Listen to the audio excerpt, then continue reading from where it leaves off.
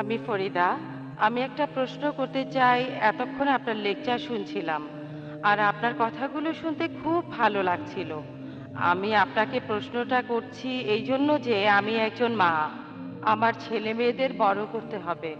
আপনি পড়াশোনায় খুব ভালো ছিলেন, ডাক্তারি পাশ করেছেন, আর এখন পৃথিবীর বিভিন্ন জায়গায় লেকচার দিচ্ছেন। আপনার মতো সন্তান, আপনার মতো মানুষ পৃথিবীতে আরো প্রয়োজন। তাই আপনার বাবা মা আপনার মতো সন্তানকে কিভাবে বড় করেছিলেন, আমি এ ব্যাপারে আপনার কাছ থেকে কিছু উপদেশ চাইবো, যাতে আমার মতো মায়েরা উপকৃত হতে পারে। ধন্যবাদ। বোন, আপনি খুব সুন্দর প্রশ্ন করেছেন। উনি আমার লেকচার শুনেছেন, জানেন যে আমি একজন ডাক্তার, তাই আমার বাবা মা সম্পর্কে জানতে চাইলেন।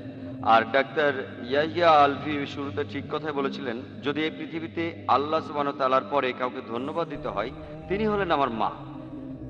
তবে আমার বাবা এবং পরিবারের অন্য সবাইও, আমার স্ত্রী সহ, আলহামদুলিল্লাহ আমরা সবাই দাওয়ায় নিয়োজিত। আমার পরিবারের সবাই। লোকে আমাকে প্রশ্ন করে, তারা এভাবে বলে যে আপনার পরিবারের সবাই এরকম, এটা তো আসলে একটা ফ্যামিলি প্ল্যানিং। তারা বলে, আমি বলি যে আমি পঞ্চম সন্তান বাবা মায়ের। যদি তারা ফ্যামিলি প্ল্যানিং করতেন তাহলে আমি এখানে থাকতাম না। ভেবেছিলাম তিনি হয়তো প্রশ্নটা দিয়ে এটা বোঝাচ্ছেন। আলহামদুলিল্লাহ সেরকম কিছু ছিল না, আমি পঞ্চম সন্তান আলহামদুলিল্লাহ। লোকে ভাবে যে বেশি ছেলে মেয়ে থাকা ভালো না, তবে আলহামদুলিল্লাহ এটাও ভালো হতে পারে। এটা নির্ভর করে কিভাবে তাদের বড় করছেন, তাদের মানুষ করছেন। আর আমিও বলবো আমার বাবা মা আলহামদুলিল্লাহ তারা তারা আমাকে যথেষ্ট স্বাধীনতা দিয়েছেন। তারা আমার উপর কোনো ব্যাপারে কখনো জোর খাটাননি যে এটা মানো, ধর্ম মানো। আলহামদুলিল্লাহ আমার বাবা মা যথেষ্ট ধার্মিক আলহামদুলিল্লাহ। তারা আমার উপর কখনো জোর করেননি, আমাকে যথেষ্ট স্বাধীনতা দিয়েছেন। তবে তারা সবসময় কোরআন ও সুন্নাহ মেনে চলেছেন আলহামদুলিল্লাহ।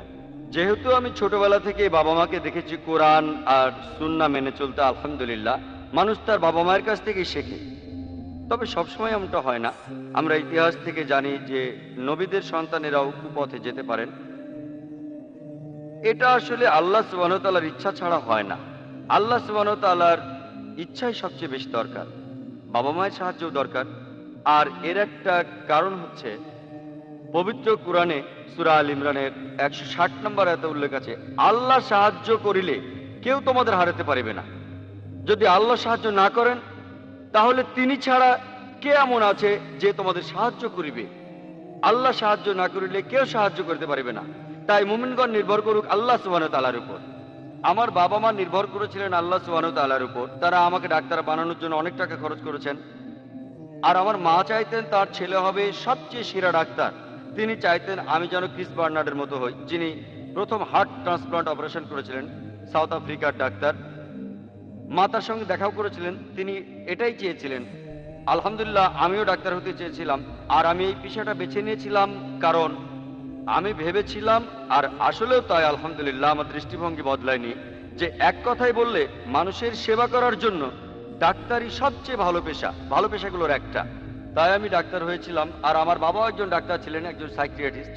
আর এভাবে আলহামদুলিল্লাহ আমি ডাক্তার হয়েছিলাম। তবে পরবর্তীতে শেখ দিদাতের উৎসাহে আমি দাওয়ায় যোগ দিলাম।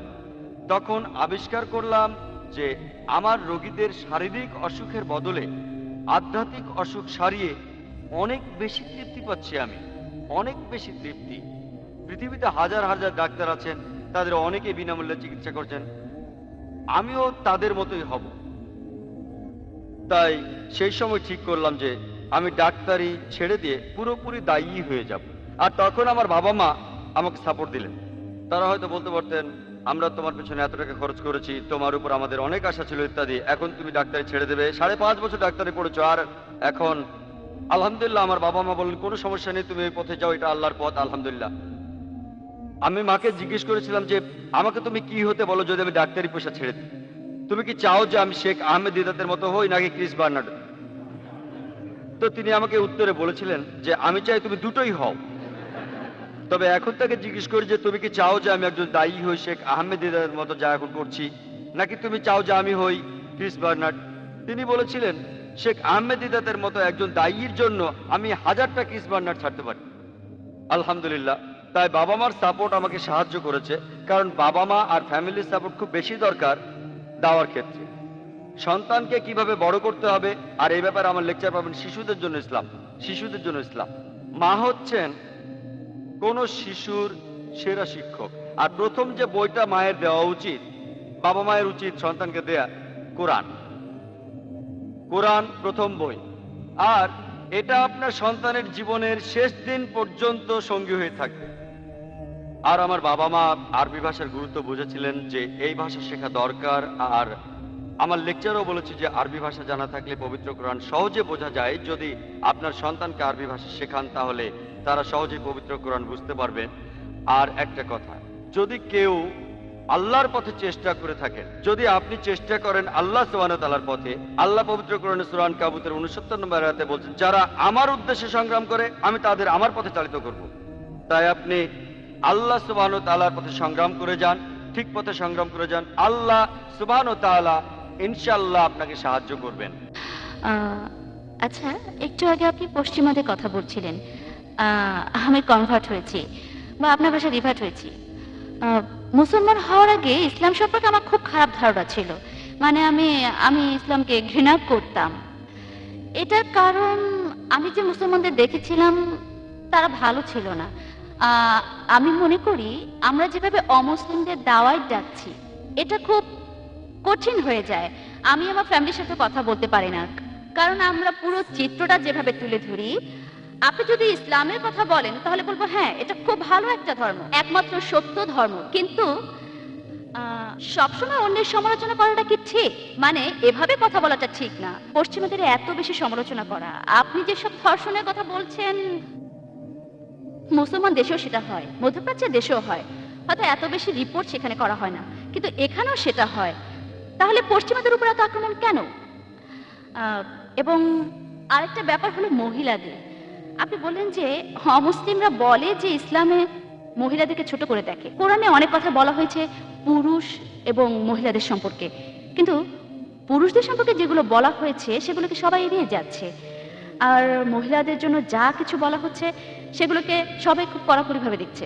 আপনি একটু আগে বললেন গুণী স্বামী এবং গুণী স্ত্রীর কথা, কিন্তু আমি যখন বিভিন্ন বই পড়ি সেখানে লেখা থাকে শুধু গুণবতী স্ত্রীর কথা, আর শুধু বলা হচ্ছে মহিলাদের কি কি করা উচিত। এমনটা কেন হচ্ছে? এসব আমরা করি বলেই অনেক অমুসলিমদেরকে বোঝানো কঠিন হয়ে যায়। এখানে উদাহরণ হিসেবে বলি যে আমি শুনেছি যে রাসূলুল্লাহ সাল্লাল্লাহু আলাইহি ওয়াসাল্লাম তার স্ত্রীদেরকে গৃহস্থালির বিভিন্ন কাজে সাহায্য করতেন। তাহলে আমাদের এই বইগুলো কেন শুধু একথাই বলে যে কিভাবে একজন ভালো স্ত্রী হওয়া যায়? কেন একথা কেউ বলে না যে কিভাবে একজন ভালো স্বামী হওয়া যায়? আসলে কি সব জায়গায় সব কিছুতেই মহিলাদের কথা বলা হচ্ছে। মহিলাদের এটা করা উচিত, ওটা করা উচিত। ইসলাম ধর্ম এক কথাই বলছে, আর এভাবেই অমুসলিমদের দূরে সরিয়ে দিচ্ছি। খুবই সুন্দর প্রশ্ন করেছেন, খুবই প্রাসঙ্গিক যে আলহামদুলিল্লাহ তিনি রিভার্ট হয়েছেন, আমি তাকে অভিনন্দন জানাই, আলহামদুলিল্লাহ। আরো বললেন যে মুসলমানদের সম্পর্কে তার খুব খারাপ ধারণা ছিল। আমি আগেও বলেছি অনেক মানুষ কিছু মুসলমানকে দেখে কখনোই মুসলমান হতে চাইবে না, আমি এই কথা আগে বলেছি। আলহামদুলিল্লাহ আল্লাহ তাকে হেদায়েত করেছেন আর তিনি মুসলমান হয়েছেন। আর তিনি বলছিলেন কিভাবে পশ্চিমাদের সাথে কথা বলা উচিত। আমাদের আলোচনার বিষয় কেন পশ্চিমারা ইসলাম গ্রহণ করছে এটা বিষয় না, যে কিভাবে পশ্চিমাদের দাওয়ায় ডাকা উচিত। আমার অন্যান্য ক্যাসেটে এই বিষয়ে বলা আছে। এর একটা হলো ইসলাম সম্পর্কে ভুল ধারণা। কিভাবে আপনি পশ্চিমাদের দাওয়ায় ডাকবেন সেটা অন্য ব্যাপার। আজকের বিষয় এটা নয় কিভাবে দাওয়ায় ডাকতে হবে। তবে মুসলমান হওয়ার কারণটা আমি বলছি, আর আমি কোদালটাকে কোদালি বলছি। আর বোন, আপনি ঠিকই বলেছেন, অন্য ধর্মের সমালোচনা করা উচিত না। পবিত্র কোরআনে সূরা আল আনামের 108 নম্বর আয়াতে আছে, আল্লাহকে ছেড়ে যাদেরকে তারা ডাকে তাদের গালি দিও না, কেননা তাহারা অজ্ঞানবশত আল্লাহকেও গালি দেবে। পবিত্র কোরআনে সূরা ইসরার 81 এবং 82 নম্বর আয়াতে উল্লেখ আছে যে وقل جاء الحق وزهق الباطل إن الباطل كان زهوقا। অর্থাৎ সত্য আসিয়াছে এবং মিথ্যা বিলুপ্ত হইয়াছে, কারণ ন্যাচারালি মিথ্যা বিলুপ্ত হবারই। আপনি বলছিলেন যে আমি পশ্চিমা বিশ্বের সমালোচনা করছি, আরো বিভিন্ন রকম কথা বলছি। বোন, সমালোচনা করা মানে আমি যেটা বলবো যে কোনো প্রমাণ ছাড়া বলা। আমি যা বলছি সেটা আমেরিকার পরিসংখ্যান। তাই আমেরিকায় যখন আমেরিকার সমালোচনা করছে আর আমি তার উদ্ধৃতি দিচ্ছি, তাহলে আমাকে দোষ দিচ্ছেন কেন? সমালোচনা করা মানে আমি যেটা মনে করি কোনো একটা পয়েন্ট ধরে সেটাকে পেঁচানো, যেটা পশ্চিমারাই বেশি করে। আমি দুঃখিত, আমি এটাকে খেলা বলছি, কিন্তু আসলে এটা যুদ্ধ। আমি কোদালকে কোদালি বলবো, পশ্চিমারাও কোদালকে কোদাল বলে। তারা খুব গর্বিত যে তারা স্পষ্টবাদী। তারা বলে আমরা খুব সাহসী, আমরা সত্যবাদী। আলহামদুলিল্লাহ, আর আমিও সত্যবাদী।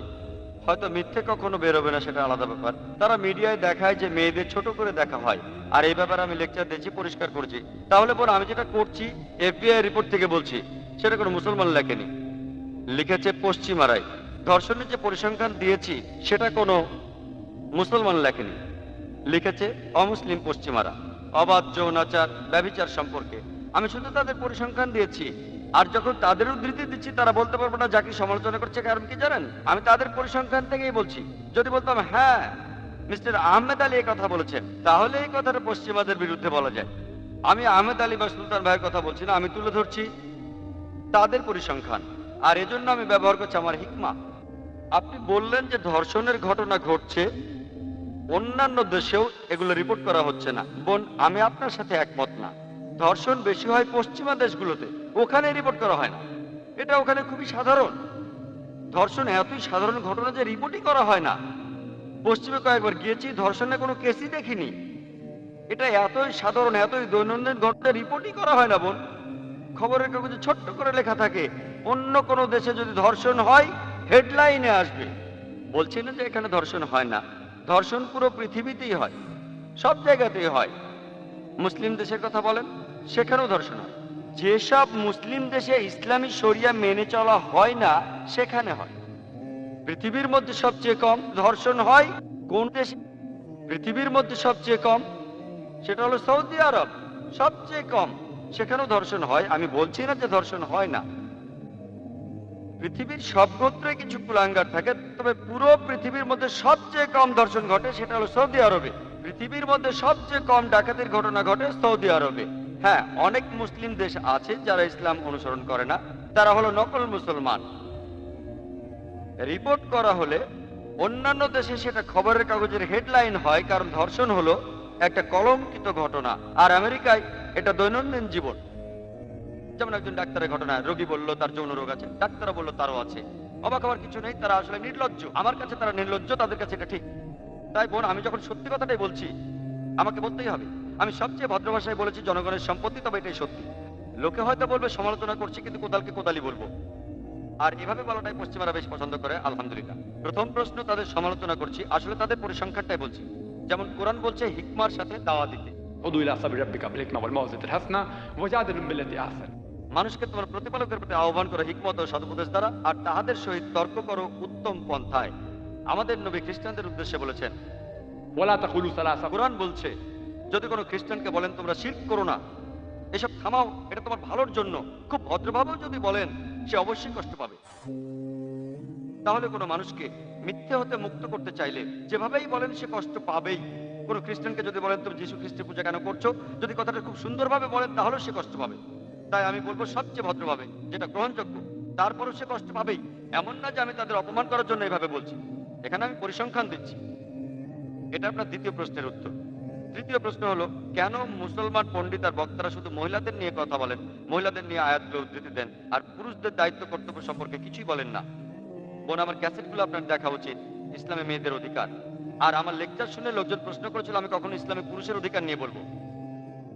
এই ক্যাসেটে আমি বলেছি স্ত্রীর সাথে স্বামীর কিরকম ব্যবহার করা উচিত। এমনকি আজকেও যদি আপনি শুনে থাকেন, যখন হিজাব সম্পর্কে বলছিলাম, ঠিক আপনার কথাটাই বলেছি। সাধারণত মুসলমান বক্তারা মেয়েদের হিজাবের কথা বলে, কিন্তু আল্লাহ প্রথমে বলছেন পুরুষের হিজাবের কথা। তাই এই মানুষগুলো কেন এমন করছে তাদের জিজ্ঞাসা করুন, আমি এসব বলতে পারবো না। আপনি যদি ইসলামের নিরপেক্ষ পথ আলহামদুলিল্লাহ দেখতে চান, আমার ভিডিও ক্যাসেটগুলো দেখতে পারেন। আর সেখানে আপনি দেখবেন যে ইসলামে মেয়েদের অধিকারের মধ্যে আছে কিভাবে একজন স্বামী তার স্ত্রীর সাথে ব্যবহার করবে। এরকম আরো অনেক পুরুষই আমার কথাগুলো পছন্দ করেনি, আর তারা প্রশ্ন করেছিলেন কবে আমি ইসলামে পুরুষের অধিকার নিয়ে কথা বলবো। তাই বোন, আমি আগেও বলেছি আলহামদুলিল্লাহ ইসলাম বিশ্বাস করে সাম্যবাদে পুরুষ আর মহিলার মধ্যে। তবে সাম্যবাদ মানে একই রকম কিছু নয়। পুরুষ আর মহিলা সমান, কিন্তু তারা একই রকম নয়। আর আমি আমার লেকচারে বলেছি মহিলাদের আধ্যাত্মিক অধিকারের কথা, সামাজিক অধিকার বলেছি, অর্থনৈতিক অধিকারের কথা, আইনগত অধিকার, রাজনৈতিক অধিকার, শিক্ষার অধিকার। আলহামদুলিল্লাহ আমি বোঝাতে চেয়েছি আলহামদুলিল্লাহ ইসলাম বিশ্বাস করে সাম্যবাদ পুরুষ আর নারীর মধ্যে। সাম্যবাদ মানে একই রকম নয়। পশ্চিমাদের সাথে তুলনা করেন, আবারও পরিসংখ্যান দিচ্ছি, তারা যা বলে সেটাই বলছি। পশ্চিমা বিশ্ব যে মানব সভ্যতার কথা বলে, সেটা ছদ্মবেশে ভেতরে লালন করে একটা শরীরকে শোষণ করা, সম্মানের অবমাননা করা, আর একটি আত্মাকে বঞ্চিত করা। পশ্চিমা সমাজ আসলে মহিলাদের অধিকার দেওয়ার কথা বলে তাদেরকে নামিয়ে দিয়েছে উপপত্নীর স্তরে, রক্ষিতার স্তরে। তারা সমাজের কিছু প্রজাপতি যারা আসলে আনন্দ পিয়াসী আর সেক্স মার্কেটিয়ারদের হাতের খেলনা ছাড়া কিছু না। এদের পাবেন আর্ট অ্যান্ড কালচারের রঙিন পর্দার সামনে আর পেছনে। পশ্চিমা বিশ্ব মেয়েদের অধিকার দেওয়ার কথা বলে আরো নিচে নামিয়ে দিয়েছে। তারা বলে ও মেয়েদের অধিকার রক্ষা করতে হবে। কি করছে তারা? আপনারা অনেকেই হয়তো সেখানে গেছেন। এই সব কিছুই হচ্ছে সেখানে আর্ট অ্যান্ড কালচারের নামে রঙিন একটা পর্দা। তার পেছনে কি হচ্ছে তা জানেন না। তারা সব বদলাতে চায়। যদি পুরুষরা পারে তাহলে মহিলারা কেন পারবে না? পুরুষ এবং মহিলারা সমান, কিন্তু তারা একই রকম নয়। পুরুষ আর মহিলা শারীরিকভাবে আলাদা, তাদের দৈহিক গঠন আলাদা। পুরুষরা যে কাজ করতে পারে মহিলারা পারে না, মহিলারা যে কাজ করতে পারে পুরুষরা পারে না। আমি বলতে পারি না যে এখন থেকে আমি সন্তান জন্ম দেব, আমি এটা পারবো না, আমি তো আলাদা। আর আপনি কি জানেন ইসলামে, আমি কয়েকটা উদাহরণও দিয়েছিলাম আমার লেকচারে, ইসলামে বাবা মায়ের প্রতি ভালোবাসা ও সাহচর্যের ব্যাপারে আমাদের প্রিয় নবী বলেছেন সহিহ বুখারীতে 8 নম্বর খণ্ডে বুক অফ আদবে অধ্যায় 2 হাদিস নম্বর 2 এক লোক নবীজির কাছে এসে প্রশ্ন করলো, এই পৃথিবীতে আমি সবচেয়ে বেশি সাহচর্য আর ভালোবাসা দেবো কাকে? নবীজি বললেন তোমার মাকে। লোকটি বলল এরপর কাকে? নবীজি বললেন তোমার মাকে। লোকটি আবার প্রশ্ন করলো এরপর কাকে দেব? নবীজি তৃতীয়বারও বললেন তোমার মাকে। লোকটি আবার প্রশ্ন করলো এরপর কাকে দেব? চতুর্থবারে নবীজি বললেন তোমার বাবাকে। তার মানে 75% ভালোবাসার সাহচর্য, অর্থাৎ 3/4 ভালোবাসার সাহচর্য দাবিদার মা, বাকি 25% 4 ভাগের 1 ভাগের দাবিদার হলেন বাবা। এক কথায় মা পাচ্ছেন গোল্ড মেডেল, মা পাচ্ছেন সিলভার মেডেল, মা পাচ্ছেন ব্রোঞ্জ মেডেলটা। বাবাকে শুধুমাত্র একটা সান্ত্বনা পুরস্কার নিয়ে সন্তুষ্ট থাকতে হচ্ছে। আর এগুলো ইসলাম মানুষকে শেখায়, এগুলোই নবীজি আমাদের শিখিয়েছেন। এখন আমি বলতে পারবো না যে ও মাকে তো এত সম্মান দেওয়া হচ্ছে তাহলে আমিও সন্তানের জন্ম দেবো, আমি তো পারবো না।